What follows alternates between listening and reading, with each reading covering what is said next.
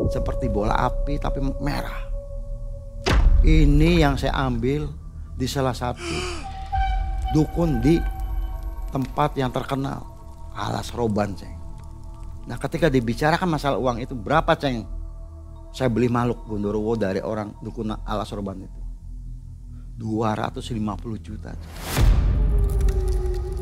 Saya adalah dukun santet.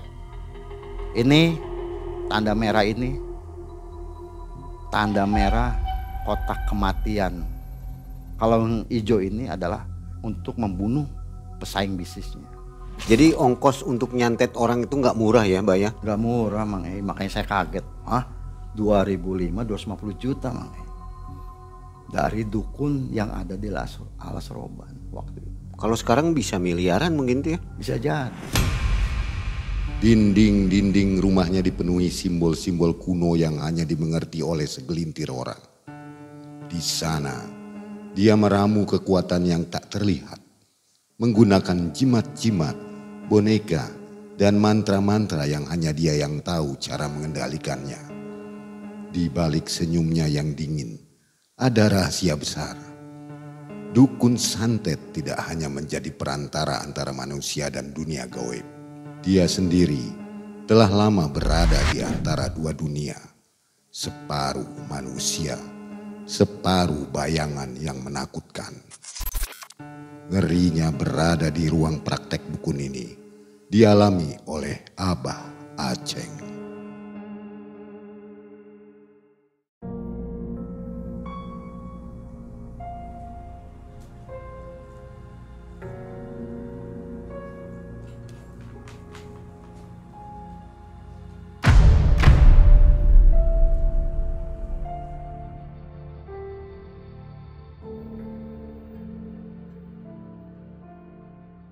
Assalamualaikum warahmatullahi wabarakatuh. Waalaikumsalam warahmatullahi wabarakatuh. Sobat MM, dimanapun sobat berada, mudah-mudahan seperti biasa Mangai mengharap sobat semua dalam keadaan sehat dan tentunya berlimpah rezekinya.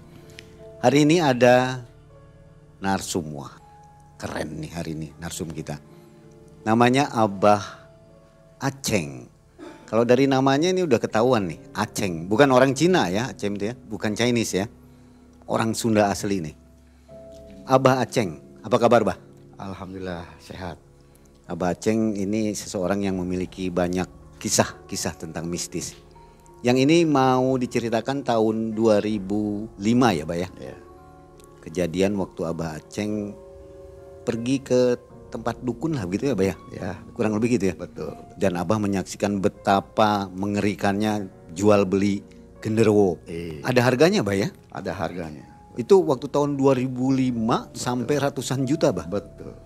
Apalagi sekarang Bah ya. Nah, kehitung berapa miliar ya. Itu untuk apa sih Bah? Untuk membunuh Membunuh, atau menjaga bisa Bah? membunuh. Menjaga usaha bisa? Enggak, yang saya alami itu kata beliau itu membunuh. Karena Membunuh ya? ditugaskan untuk membunuh salah satu pesaing bisnis. Oke, baik. Kesibukan apa nih Bah? Untuk saat ini kesibukan saya itu biasanya berkumpul dengan teman-teman, orang bilang ya komunitas antik juga. Oke, baik. Nah, Sobat Malam Mencekam, mudah-mudahan Sobat suka dengan kisah dari Abah Aceng dan jangan skip videonya. Malam Mencekam, semakin malam, semakin mencekam. Abah Aceng.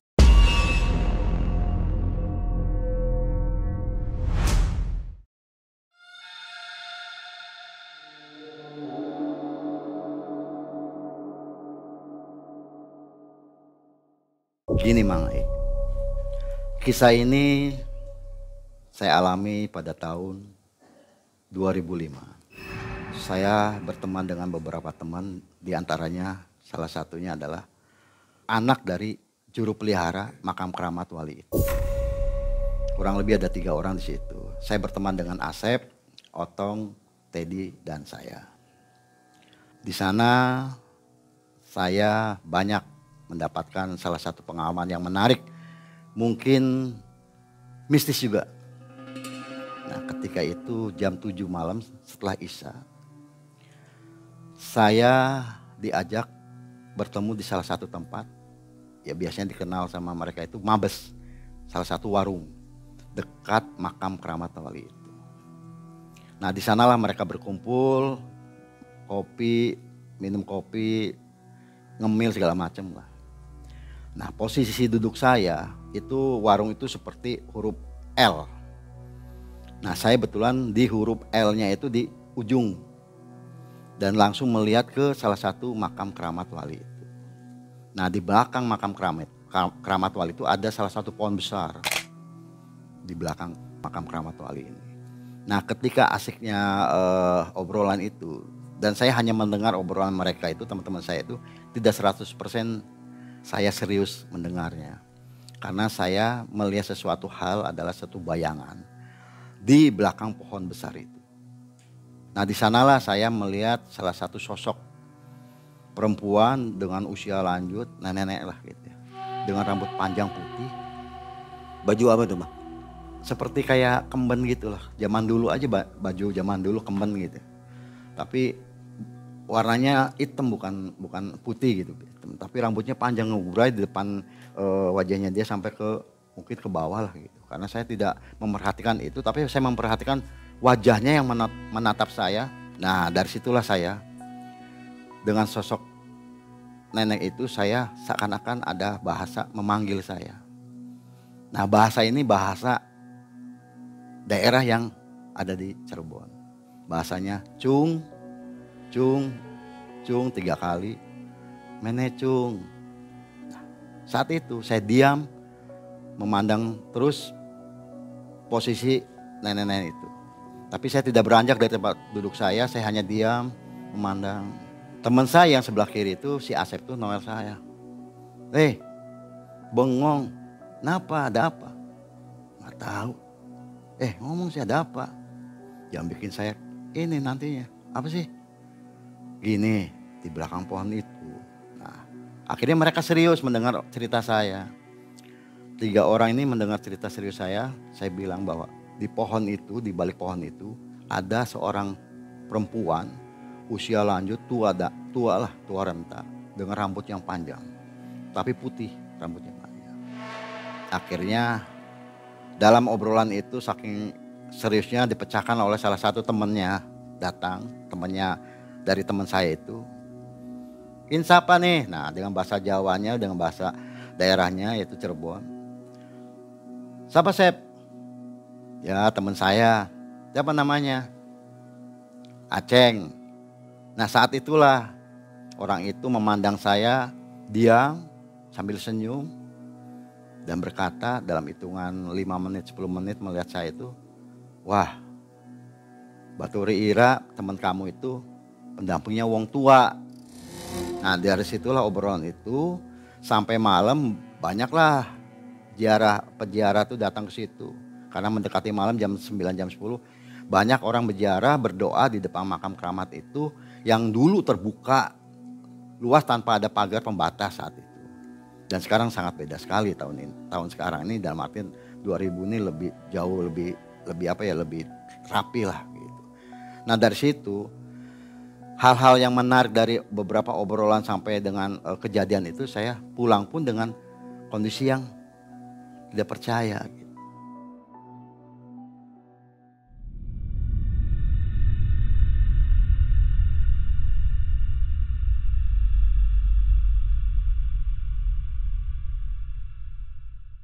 Keesokan harinya itu saya pun ditelepon lagi sama teman saya.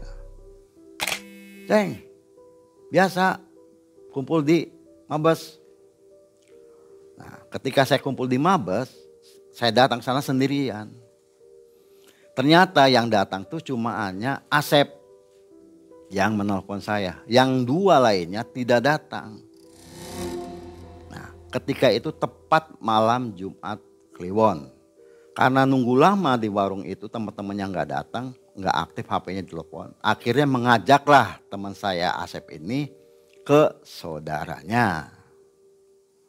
Nah dari situlah saya merasa ada sesuatu hal yang berbeda malam itu. Kok ada apa ya gitu. "Yuk Ceng ikut saya. Minta duit lah ke saudara saya." "Di mana?" seberang sebelah sana. Nanti lewatin jembatan, nanti masuk ke perumahan. Nah saat itu saya yang mengendarain, yang nyetir. Teman saya, si Asep nih, ya saya bonceng. Dia ngasih petunjuk jalan aja. Memasuki perumahan itu lepas dari lokasi perumahan, masuklah sebuah pematang sawah. Jalannya seperti jalan ya karena sawahnya tidak ditanam dalam posisi kemarau panjang. Jadi retak-retak. Nah jalan itu tidak baik lah. Saat itulah saya seakan-akan seperti masuk sebuah hal-hal yang berbeda. Karena merinding saya mendekati jalan area menuju salah satu rumah saudaranya itu. Nah ketika nyampe saya parkirkan motor. Dan saya duduklah di balai-balainya, tempat duduk di situ. Depan rumahnya persis, jarak dari balai-balai itu kurang lebih 15 meter. Nah ketika saya duduk dan saya melihat kondisi rumah tersebut, banyak orang. Berpikir saya bahwa rumah saudaranya teman saya itu keluarga besar. Dan saya tidak pernah berpikir ada apa ya biasanya. Cuman saya biasa. Tiba-tiba teman saya itu mendekati rumah itu. Karena tamu yang di dalam itu keluar semua satu persatu. Dipanggillah saya sama teman saya. Ceng, mancing Ceng. Ceng masuk sini Ceng. Saya mendekati rumah itu dan duduklah di antara pintu masuk. Teman saya sebelah kanan, saya sebelah kiri. Nah, saudaranya itu ada di depan saya. Saya melihat sesuatu hal yang sangat berbeda dengan fisik orang itu. Orangnya kurus kering. Rambutnya botak, nggak ada rambutnya. Tapi di atas kepalanya itu seperti ada bekas, kalau ini kelihatan seperti apa ya, bekas puntung rokok di kepalanya. Jadi bolong-bolong hitam, kayak seperti lubang. Dan tangannya pun tindik-tindik hitam tapi besar. Ya lubang rokok aja lah, seperti lubang rokok itu tangan. Nah saat itulah saya memikirkan sesuatu hal yang berbeda dengan suasana rumah itu. Sep, dari mana kamu? Dari rumah teman, mau mampir sini. Nah terus dilanjutkan dengan nanya kabar ibunya teman saya ini. Sep, gimana ibu kamu? Baik. Ya kemarin habis diajak berobat ke puskesmas. Tiba-tiba dalam hitungan 10 menit saat saya pembicaraan dengan saudaranya teman saya ini, ada salah satu anak muda umur 15 tahun, 17 tahun lah. Dengan tergopoh-gopoh masuk ke rumah dengan menangis, menjerit, meminta kepada orang tersebut, yaitu yang tadi saudaranya Asep itu. Dengan bahasa, Pak, udah Pak. Pak tolong punten, Pak tolong punten. Jangan dibunuh Pak. Mertua saya Pak. Jangan dibunuh Pak, bapak mertua saya Pak. Saya gak mau Pak. Sudah Pak tolong Pak, jangan, batalkan saja Pak. Tolong sih Pak. Itu bahasa dengan bahasa Jawa saat itu. Saya hanya mendengar dengan yang gak mengerti bahasa Jawa saat itu. Tapi dengan bahasa seperti itu saya mengerti. Gitu. Oh, dia meminta tolong untuk menghentikan rencana dari si anak ini untuk kepada orang tersebut, ke saudaranya Asep ini. Untuk meminta apa? Tolong Pak jangan. Nah bahasa dibunuh itulah yang saya bikin kaget. Terus akhirnya saya tunduk, saya hanya mendengar aja. Dia meronta-ronta, meratap-meratap ke saudaranya Asep ini. Meminta untuk menghentikan niat untuk membunuh yang diminta kepada bapak mertuanya. Nah saat itulah saya mendengar dengan jeritan-jeritan itu, saya sampai merinding. Karena pertama kalilah saya mendengar dengan bahasa seperti itu dan mistis bahasa-bahasanya. Ya saya sebutin lah nama bapak itu, saudaranya teman saya itu, Bapak Mehmet.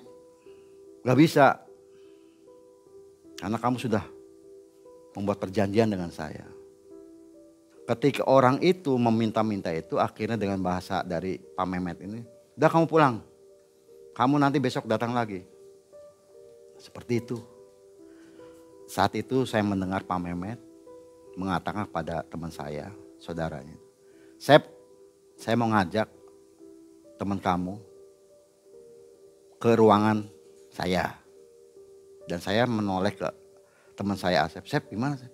Ya udah, ikutin aja. Belum tahu tujuannya apa ya? Belum tahu tujuannya apa. Saya sangat ketakutan karena tadi gambaran awal itu orang muda itu datang dengan bahasa seperti itu. Akhirnya pun saya mencoba untuk kuat. Kurang lebih dari ruang tamu itu ada 10 meternya lah mendekati ruang Pak Mehmet ini. Ketika saya beranjak pergi dari ruang tamu ke ruangannya Pak Mehmet, itulah badan saya panas dingin, merinding, degup jantung begitu keras.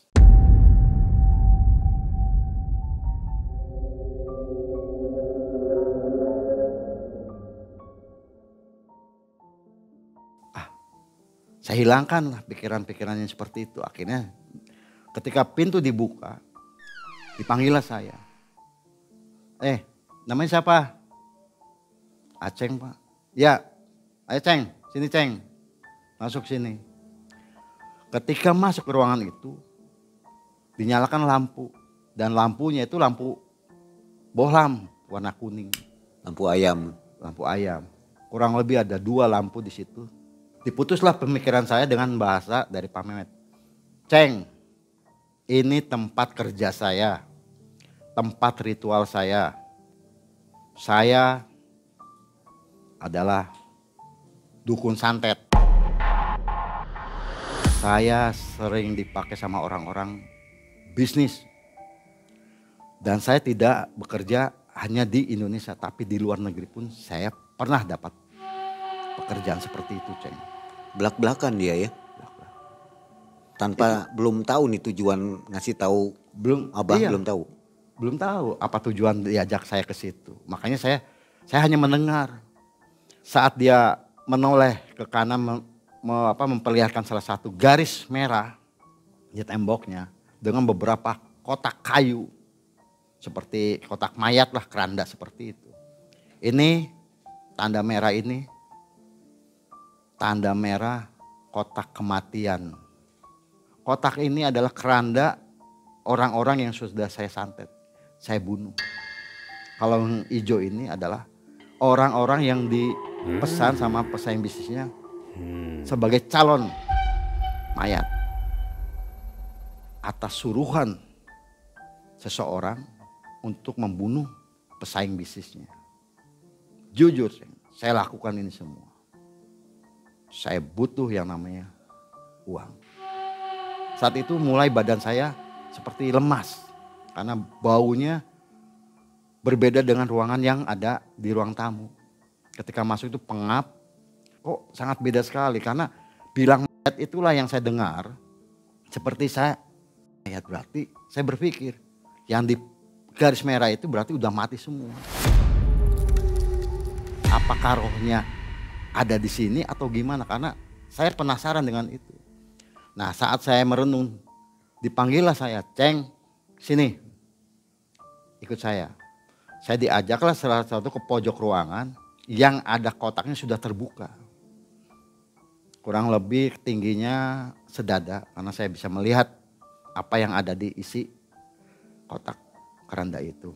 Nah, Mangai, saat saya mendekati kotak itu, kepala saya tuh seakan-akan ada yang seperti kok kayak kena benturan sesuatu hal yang kok jadi kayak gini. Kaki lemas. Saya mendekati kurang lebih 2 meter mendekati kotak itu. Dia berdiri, Pak Mehmet ini persis di sebelahnya kotak itu dengan wajah yang sangat serem lah menurut saya. Saya baru tahu Mangai bahwa pekerjaan dukun santet itu pekerjaannya seperti ini. Nah, ketika dilihat dari kotak, di dalam kotak itu adalah salah satu seperti boneka jerami. Boneka jari jerami ditempelin foto. Kalau seperti yang tadi saya bisa, itu ada silang merah di foto itu dan ada paku menancap. Nah, di dalam kotak itu saya lihat itu sudah ada tumpukan beberapa boneka jerami itu yang sudah mungkin korban santetnya. Namun kebanyakannya Karena fotonya ada yang jelas, ada yang tidak jelas.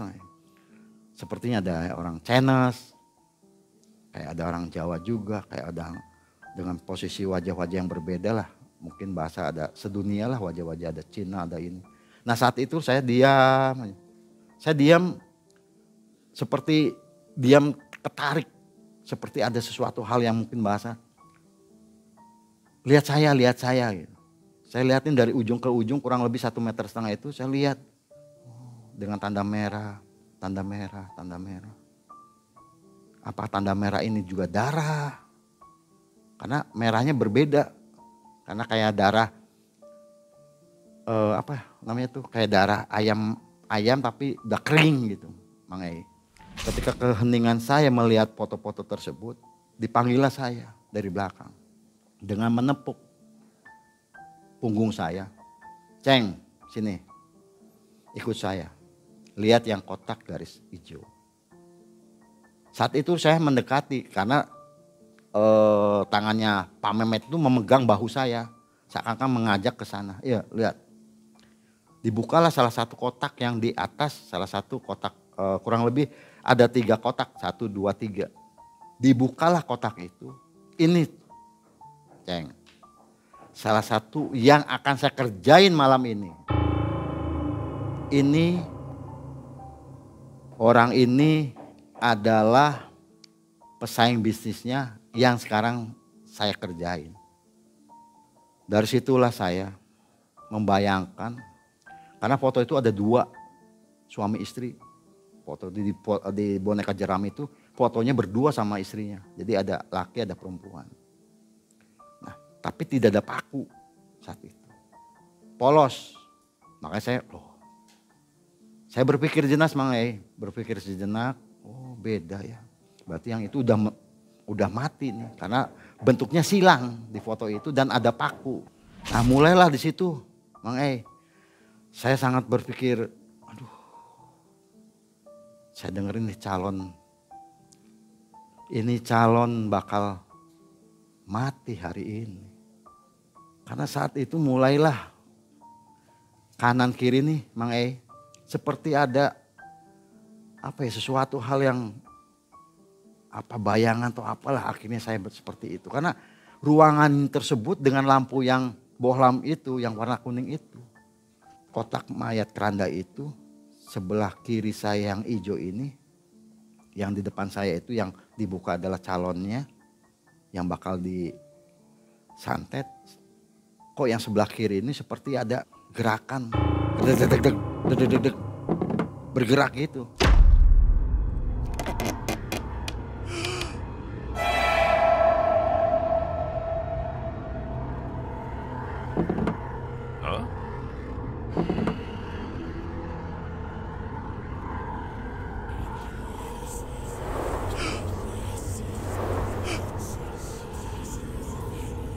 Saat saya berdiri ditariklah saya. Kamu duduk sini.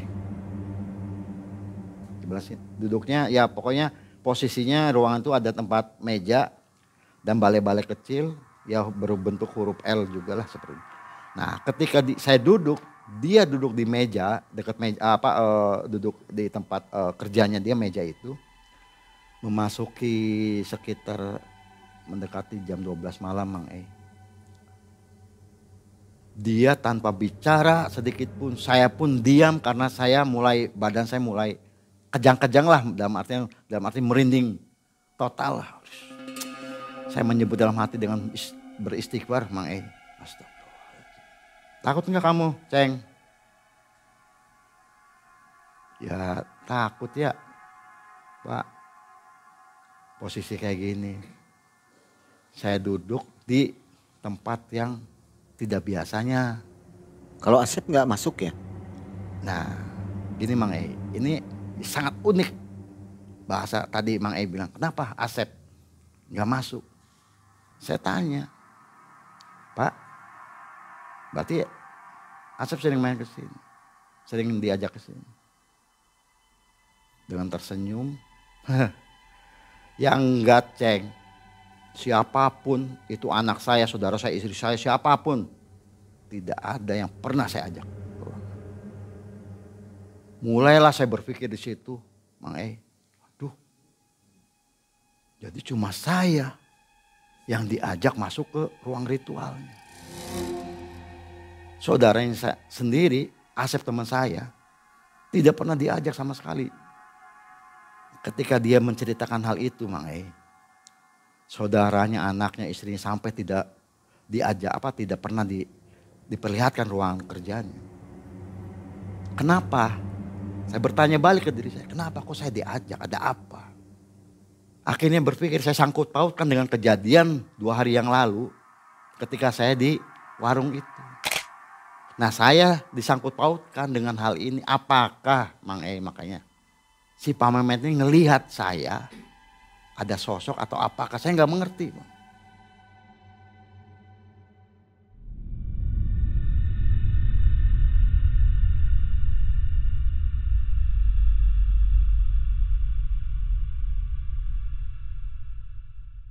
Pak Mehmet nanya ke saya, Ceng, tahu nggak berapa istri saya? Hah? Saya diam dan sangat tidak mengenakan bahasanya. Istri saya, Ceng, se-Indonesia. Pekerjaannya dia minimal 6 bulan. Dalam satu kota itu 6 bulan. Dia memperkerjakan salah satu kerjaannya dia. Menyantet orang. Jadi satu kota itu kurang lebih 6 bulan. 6 bulan dan berkeliling ke Indonesia atas proyeknya atau pekerjaannya yang diminta oleh si orang tersebut. Kamu tahu nggak, Ceng? Dengan wajah yang sangat membuat saya akhirnya, maksudnya gimana? Saya bertanya begitu. Gak mengerti Pak, maksudnya gimana? Saya tanya gitu. Begini, Ceng, saya ketika nerima order atau pekerjaan untuk menyantet orang, tidak sepeser pun saya makan uang itu. Uang itu ditransfer ke istri-istrinya atau ke anaknya di beberapa tempat yang dia punya rumah sebagai tempat ritualnya dia. Berapa duit yang dapetin saya kirimin, dan saya nggak pernah sama sekali meminta memakan uang dari hasil itu. Jadi saya kasihkan semuanya. Jadi saya sangat kok berbeda bahasanya seperti itu. Dia seorang dukun santet namanya. Dia dipesan sama orang untuk menyantet atau membunuh orang itu, tapi dia tidak pernah makan uang pesanan itu. Ada apa? Jadi saya pikir aneh ini orang gitu, Bang Nah, akhirnya saya tanya, Pak Mehmet makannya dari mana? Saya ada aja, Ceng. Maksudnya nggak pernah makan? Jarang makan lah, gak pernah makan, jarang makan. Karena dia selalu melakukan ritual itu tidak boleh makan. Mungkin gurunya dulu kalau mau melakukan itu kamu gak usah makan, jangan makan. Kosong, pahit. Kamu ibaratnya siap mati lah di situ. Karena perang tanding. Nah, itu yang saya lihat. Kenapa saya, Ceng? Saya gak pernah makan itu ketika saya ritual. Karena saya jujur bakal berhubungan dengan musuhnya. Dan saya akan siap perang. Dan saya siap mati. Jadi saya saat itu ketika saya bekerja untuk menyantet orang, butuh waktu minimal 12 jam atau 1 kali 24 jam. Mempersiapkan diri saya. Darah yang saya siapin adalah darah untuk makanan bangsa jin yang saya pesan. Makhluknya namanya Gondoruo. Nah, dalam tadi pembicaraan itu Mang saya gunakan ini adalah Gondoruo, Ceng. Tidak lebih dari makhluk lain. Jadi saya pakai Gondoruo. Nah, Gondoruo ini suka makanannya darah ini, Ceng. Tahu nggak, Ceng, darah ini darah apa? Manusia yang hasil santet itu ditarik sama saya masukin ke gelas ini, Ceng. Dia celupkan salah satu tangannya ke gelas yang ada darah itu. Ini, Ceng. Itu darah apa ya? Manusia itu, Mang manusia yang ditarik ketika dia sudah menyantet orang itu. Nah, itu kalimat yang dikeluarkan itu saya percaya atau tidak percaya. Tapi karena saya lihat percaya atau tidak percaya, ya itu tadi ada garis merah yang di kotak itu salah satu boneka jerami dengan foto dan tanda silang bahwa itu dia sudah mati. Jadi saya diam ketika dia bicara itu, ada suara memanggil Pak Mehmet saat itu dengan bahasa daerah. Pak, ada tamu Pak, ada tamu. Pak, duduk. Ceng, meneng ya, diam ya kamu di situ. Dia buka pintu. Nanti sebentar lagi suruh tunggu. Nah, ketika pembicaraan sampai di situ, dia bicara masalah honor, Mang E. Dia tidak langsung mengiyakan untuk membunuh orang tersebut, Mang E. Jadi dia bicaranya begini, Mang E. Pak, saya butuh orang ini dibunuh Bapak. Kira-kira Bapak siap enggak? Bagi saya, Ceng, ya siap aja. Karena itu pekerjaan saya. Nilainya pun saya tentuin saya, bukan dia yang nentuin. Karena dia berani mau ngebunuh, berarti kamu harus tanggung jawab dengan ongkosnya. Tahu nggak, Ceng? Semakin kalimat seperti itu saya semakin ketekan. Suasana mulai tidak kondusif, dalam artian kok saya makin tidak enak aja lah bahasa badan saya kok kaku. Karena saat saya bicara itu dalam hitungan waktu sudah memasuki jam 1 malam. Udah berapa lama di situ? Berapa jam di ruangan itu? Kurang lebih dari jam 11 tadi, sejam setengah. Lama juga ya? Lama juga. Karena bicara masalah kotak, masalah itu segala macam. Nah, saya akhirnya dengan tenaga saya di situ selama 1 jam setengah itu terkuras dengan suasana itu dan omongannya. Jadi malam ini Pak Mehmet mau itu nyantet yang itu. Iya, Ceng. Hari ini nanti, Ceng, jam 2 atau setengah 3 lewat datanglah Gondorowo itu. Kamu kesini tepat pesanan saya datang ke sini. Waduh. Ya udah, saya akhirnya mutus pembicaraan itu. Pak Mehmet, itu ada tamu. Udah Pak Mehmet, udah. Nah dulu, Ceng, bentar belum selesai, bentar lagi. Nah, di posisi jam 1 lewat 10 menit. Saya dengan rasa yang sangat tidak nyaman lah. Tiba-tiba ada suatu air di atas ngeclak di depan saya persis. Pak, ini air apa, Pak? Saya kasih nanya ke Pak Mehmet. Ya itu, Ceng. Dia sudah datang. Saya dalam kondisi saya bengong. Dia datang di sini. Saya ke kanan, ke kiri tengok. Suasana makin gak enak. Dan mulailah tercium, Mang E, bau yang tidak sedap. Bau darah. Kayak gimana lah. Darah yang kayak gimana lah. Kayak nanas seperti itu. Campur aduk, Mang E. Saya lihat gini. Kamu lihat, Ceng, ke atas. Tanpa sadar, Mang E, saya ngikutin omongannya Pak Mehmet. Saya ke atas ngeliat ke sana. Itu, Mang E, cuma hanya seperti bola api tapi merah. Astaga. Besarnya seperti lampu besar, Mang E, tapi merah.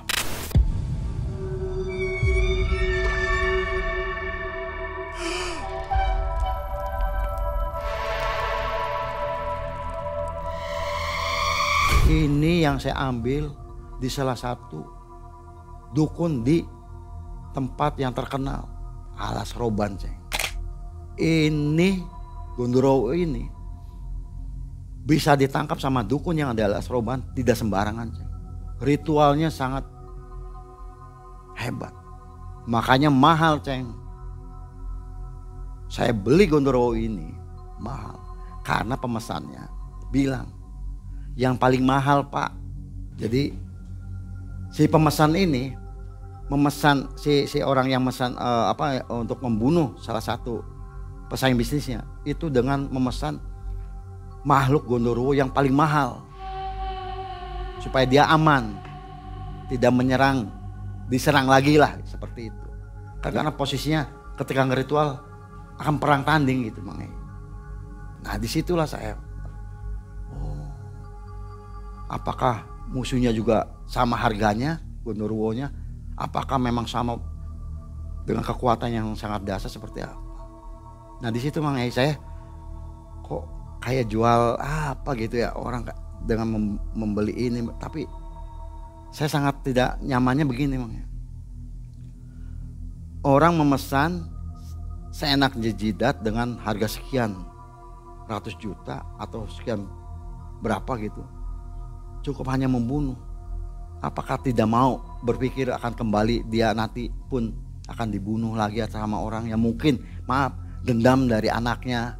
Saya berpikir ke sana gitu. Oh bapaknya mati karena dibunuh, nah dia akan dendam, kan tidak berpikir ke sana gitu. Jadi kok ini berani-berani nasib itu Mang Ei. Jadi bisnis kayak gini Mang Ei, yang saya bilang tadi, ketemu dengan dukun yang sangat unik ini. Karena satu yang uniknya, tidak pernah memakan uang hasil dari pesanan orang itu. Nah ketika dibicarakan masalah uang itu, berapa Ceng saya beli makhluk Gondoruo dari orang dukun ala sorban itu? 250 juta.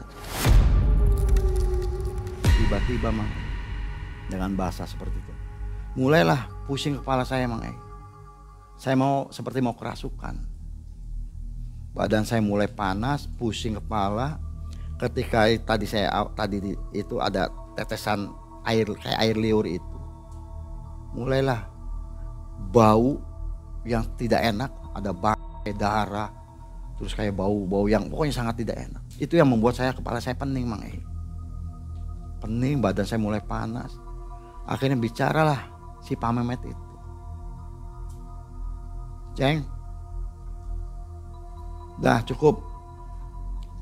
Saya mau ketemu tamu itu dan saya mau ritualin ini sebentar lagi setelah orang tamu itu pulang. Yuk, Ceng. Dengan posisi saya gamang, posisi saya pusing, kepala badan gak enak. Akhirnya saya meraba kaki saya, oh masih nempel. Nah saya ketika dibuka pintu, karena posisi di luar tuh lampunya terang, lampu neon. Jadi saya silau, karena di dalam dengan di luar itu ruangan itu beda lampunya. Wis Ceng, kata teman saya. Saya duduk kembali, ada 2 orang lah di ruangan itu, bapak-bapak dan ibu-ibu. Ketika saya menghadap tembok itu kelihatanlah ada sebuah sertifikat Mang Ei. Nah sertifikat itu saya melihat ada tulisan Indonesia. Nah, ke bawahnya itu ada 2 nama. Ketuanya si A dan wakilnya adalah Pak Mehmet itu, Mang Ei. Orang gede ya, Orang ketuanya. Besar, orang besar ketuanya. Yang dibilang yaitu ketuanya para dukun santet. Setelah lihat itu, dia ambil uang dari baju, dari saku bajunya. Cep, nih buat kamu. Nih kamu juga Ceng, nih buat jajan Ceng.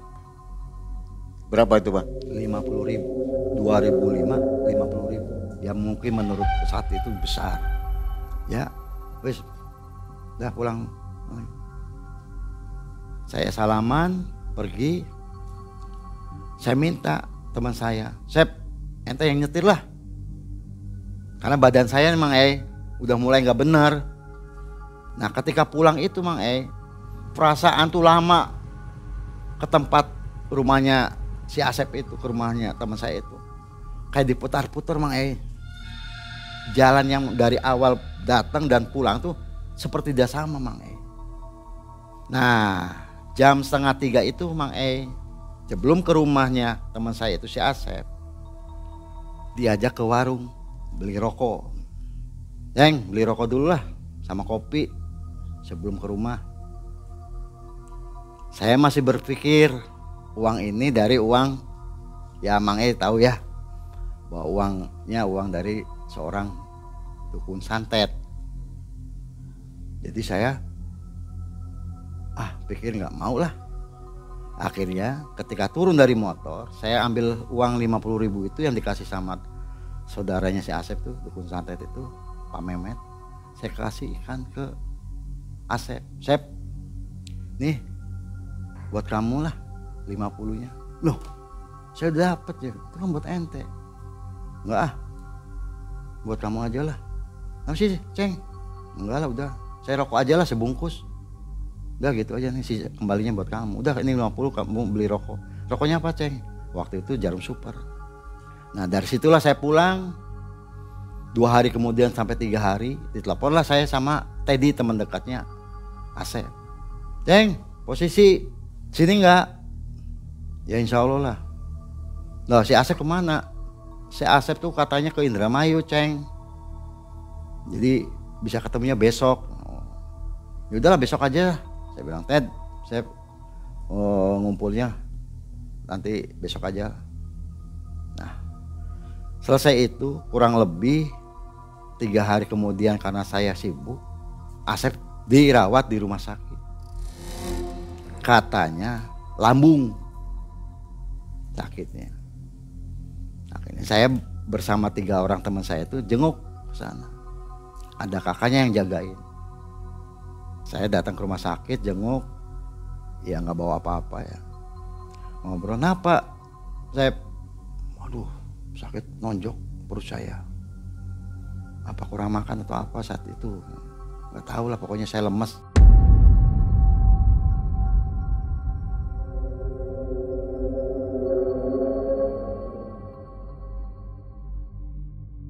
Setelah seminggu, Asep sembuh dari sakitnya. Ibunya meninggal. Ibunya meninggal, saya hadir takziah. Kurang lebih 2 minggu dari ibunya meninggal, Asep menyusul, meninggal juga. Nah, saya tidak cerita apa-apa tentang kejadian. Saya tidak sujon ke sana. Tapi kok rentetannya cepat sekali gitu kejadian itu tuh. Nah saya bilang ke Teddy sama Otong di biasa mabes warung kopi itu, Ted, gak nyangka tadi ya Asep ya, orang seger, kalau apa-apa tuh gak pernah ngeluh apa, kok tiba-tiba setelah dari itu sakit seminggu, ibunya udah dia sembuh, ibunya meninggal terus dia. Nah dari situ Mang kejadian itu saya off. Selesai tidak mampir lagi ke Keramat Wali itu. Nah, dari situ Mang saya punya cerita yang menarik perjalanan spiritual saya itu, bahwa tadi apakah ada sangkut pautnya, saya berpikir itu dengan uang itu atau memang takdirnya lah gitu Mang Saya tidak berpikir sujud ke sana, cuma ya sudahlah, mungkin ini cerita yang menarik buat saya. Itu. Saya masih bingung dengan tujuan si Pak Mehmet ini menceritakan apa ya? Ya itu, Bang Apa tujuannya ke? Saya nggak ngerti makanya. Bah Aceng ya. Kenapa ke saya, diajaklah saya masuk ke ruangan ritualnya dia. Belum ada jawaban itu ya? Belum ada jawaban. Pak Mehmet ini masih hidup nggak? Nggak tahu, saya nggak mau ke sana lagi. Nggak pernah ke sana lagi ya? Nggak pernah ke sana lagi. Jadi Mang saat kejadian itulah saya jujur Mang cara kerja, cara segala macam baru tahu Mang Jadi ongkos untuk nyantet orang itu nggak murah ya Mbak ya? Nggak murah Mang makanya saya kaget. 2005 250 juta Mang dari dukun yang ada di Alas Roban waktu itu. Kalau sekarang bisa miliaran mungkin tuh ya? Bisa jadi. Kan mungkin keuntungan juga miliaran lagi. Tapi emang pasien-pasien ini bos-bos semua ya? Bos-bos semua. Luar biasa ya. Tuh, coba. Seumur-umur bukannya 1 juta 2 juta Mang Iya, saya pikir hanya beberapa belas juta begitu ya. Ya mungkin gini Mang dengan uang seperti segitu mungkin resiko sih Mang Iya. Ya, kayaknya resiko seperti itu. Jadi dia pun yang menentukan nilainya Mang Dan memang berapa? Jaminannya mati ya? Mati. Berhasil pasti. Ya berhasil atau mati kan ketentuan dia kuat sanggupnya kan seperti. Misalkan taruh jadi nih ada harga gondorowonya 250 juta. Kamu siap? Siap, beli. Nah, dia akan bertarung Mang E, dengan berapa gondoro yang itu dia beli musuhnya juga. Levelnya lebih tinggi atau rendah gitu ya. Nah, betul Mang E. Tapi Pak Mehmet ini memang disebutnya mahir lah ya. Mahir Mang E. Jadi memang selalu berhasil. Berhasil, makanya dengan kotak-kotak yang ada di rumahnya itu berarti kan kurang lebih banyak yang di kotak garis tembok merah itu dengan yang di tembok garis hijau. Ini diceritakan nggak apa-apa? Nggak apa-apa. Udah lama ya? Udah lama inilah. Karena saya berpikir gini, sudahlah ini bagian dari perjalanan spiritual saya. Jadi sudahlah diceritain juga kan saya hanya mengenal tempatnya kan tidak disebutkan dengan hal-hal yang seperti itu. Yang penting ini sebagai pelajaran aja lah Mang E. Ya, tentu saja ini menambah info lagi nih buat saya juga. Betul, Mang E. Jadi proses untuk menyantet orang itu memang luar biasa ya. Luar biasa Mang E. Selain butuh dana besar, Betul Mang E. perjuangannya juga ngeri ya. Sangat. Oke, terima kasih Mbak Aceng dan sobat, kita segera jumpa di video selanjutnya. Assalamualaikum warahmatullahi wabarakatuh. Waalaikumsalam warahmatullahi wabarakatuh.